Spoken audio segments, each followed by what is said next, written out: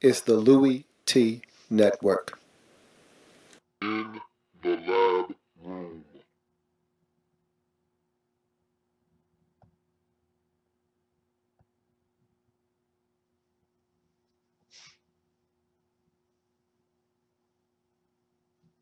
Who else could it be but me, your man, Louie T? Welcome. You are in the lab room. Of course, I'm your host, Lou. Thank you for joining me. Week number 5 in the National Football League. Jacksonville Jaguars searching for that first win of the season at home, taking on the Pittsburgh Steelers. I talked about the Steelers playing down to their level of competition and them struggling to put opponents away this season. Here's a prime opportunity and a prime example of them doing exactly that. And if you're the Jacksonville Jaguars, why not us this week? Why not us getting our first W of the season? Tampa Bay did it against this Steelers team last week. Why not us? So we take a look at this game. Costly holding penalty. Then a sack forces a field goal for Jacksonville on one of their opening possessions, opening possessions of this game. They're moving the football down the field effectively. I mean, they're running the football. They get a nice gain by one of their backs. And I want to say on this particular play, it might have been Storm Johnson, who had a magnificent game in my mind for them running the football, or it could have been Jordan Topman. I don't remember exactly which back it was, but he picks up about 18 yards on the play, gets inside the Steelers' 10-yard line. You get a holding penalty. You bring it back. Then Blake B takes a sack, and then you got to settle for a long Josh Scobie field goal. So that's disappointing. And again, you know the mantra. You know the motto. Field goals don't win games. Touchdowns do. And so you got to get in the end zone if you're the Jacksonville Jaguars. You need to have confidence. You need to feel like today's our day. And the way to do that early on in the game is to get in the end zone, settling for this field goal. Bad omen for the Jacksonville Jaguars early in this game, and mistakes will do that to you every single time. Got to steer clear of the penalties if you are the Jacksonville Jaguars. So that drive ends in a field goal. It's 3-0. Jags up early in this football game. That's the end of the first quarter. We move on to the second quarter. 29-yard Le'Veon Bell run, and he was great in this game as well. He's been great for the Steelers all season long. Sets up a chip shot field goal to knock this game up at 3. So Steelers not able to get in the end zone after getting all the way down deep into Jags territory inside the red zone. They're not able to capitalize either. They have to settle for a field goal. So both teams struggling to find the end zone early in this football game. Jags penalties hurting them as officials don't explain what's going on. And officials were confused in this game. There was a stretch where after the Steelers scored that field goal, they had to kick off the football 3 times. I've never seen a team have to kick the football off 3 times. They kicked it off the first time, offsides on the Steelers. So they have to kick it off again. The second time, there's offsides and there's a penalty on the Jacksonville Jaguars for like a block in the back or something of that nature or holding. And so it's offsetting penalties. Guess what? We got to do it again, folks.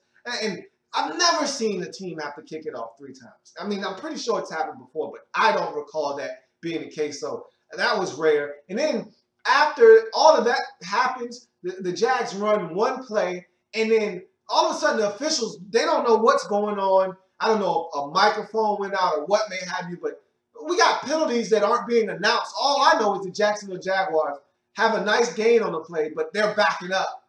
And next thing you know, it's 1st and 28 from the Jags 8-yard line or so, 6-yard line.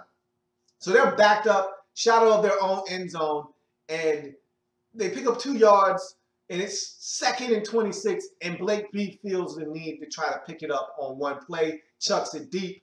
It's picked off by the Steelers, his first turnover of the game. It was almost like a glorified punt, but again, it was just helter-skelter with the officials not announcing what's going on, and the Jaguars being so backed up ends up being a turnover. Steelers take over the football.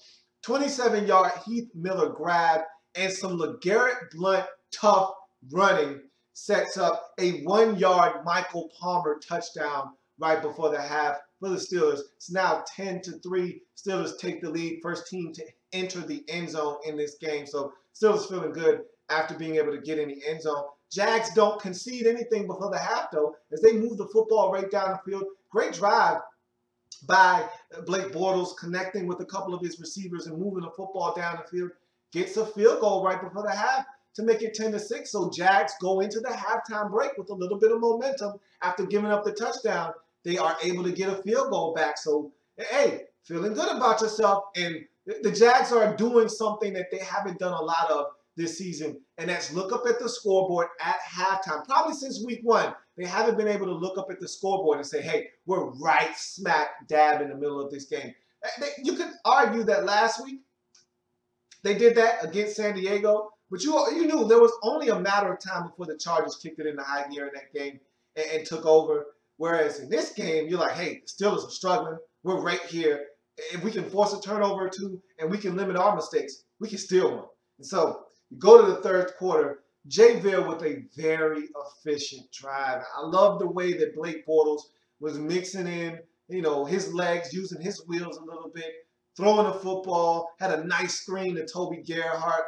And that's probably Toby Gerhart's most explosive play of the season. He looked good on that screen. He also had some really good running from Storm Johnson. And I thought that he really infused some energy, some life into that running game.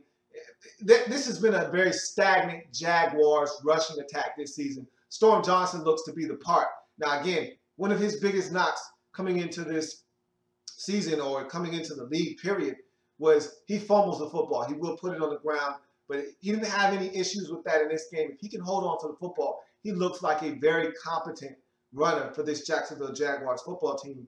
But they get all the way down the field, and they got to settle for another field goal. And if you're Jacksonville, you're not going to win like that. Okay, you already struggle as it is to put points up on the board.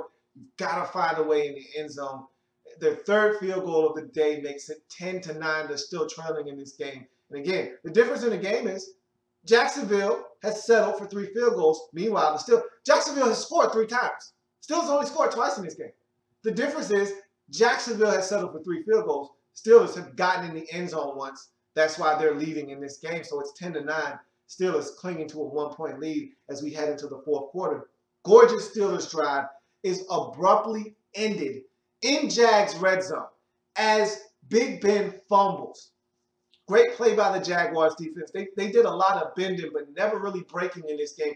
The Steelers had a couple of drives that were moving down the field, and the Jags defensively hardened and stiffened and were able to keep the Steelers from either getting into field goal range, because, again, their kicker isn't a guy that's going to knock it home from 53 yards. He's a 49 yards in, type of kicker. So if you make the Steelers have to make a tough decision on 4th and 3 from the 34-yard line, they're probably going to err on the side of caution and punt the football, because their kicker isn't equipped with the type of leg to knock it home from 55 yards or 53 yards or 52 yards even. So the Jaguars did a really good job of keeping the Steelers just on the cusp of field goal range, right on the outside where they had to make some tough decisions. But this time, the Steelers, this was a self-inflicted wound. You cannot fumble. If you're Big Ben, you know better than this. You got to cover the football up. You got to take care of the football. You cannot fumble in the Jags red zone. They're struggling to score points. You're struggling to score points.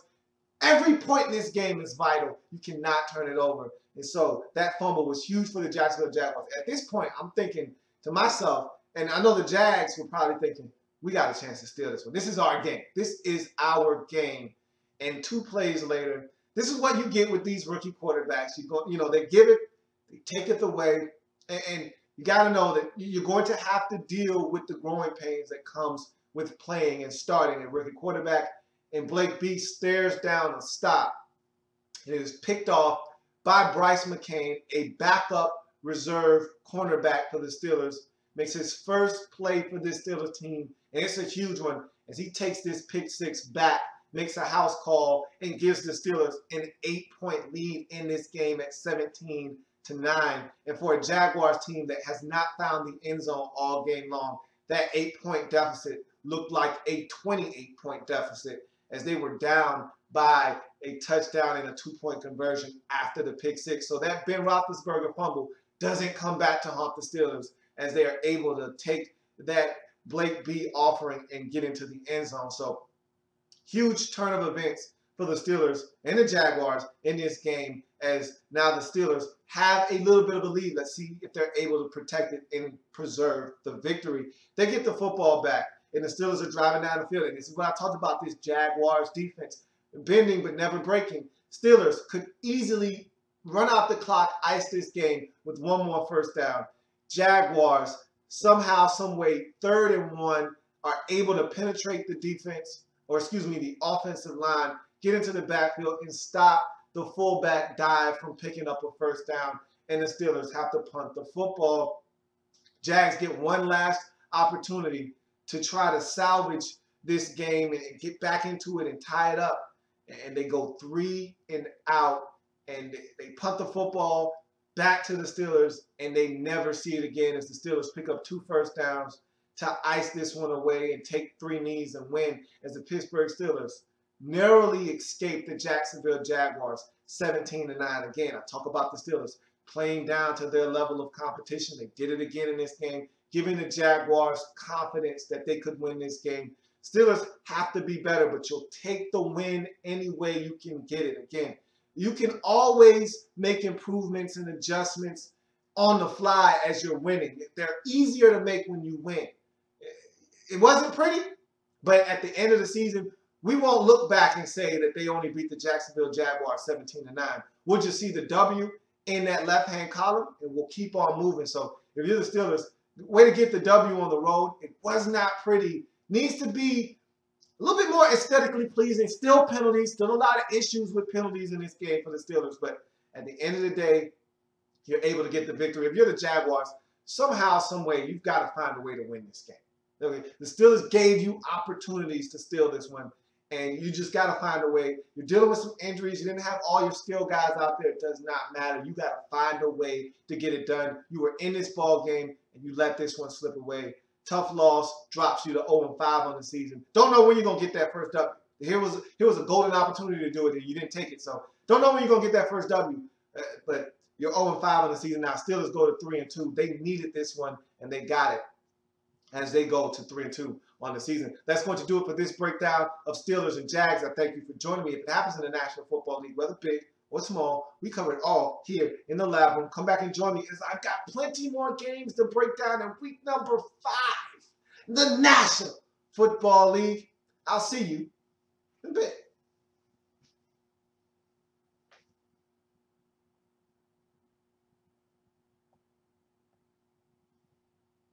Like the content? Want more? Sub up.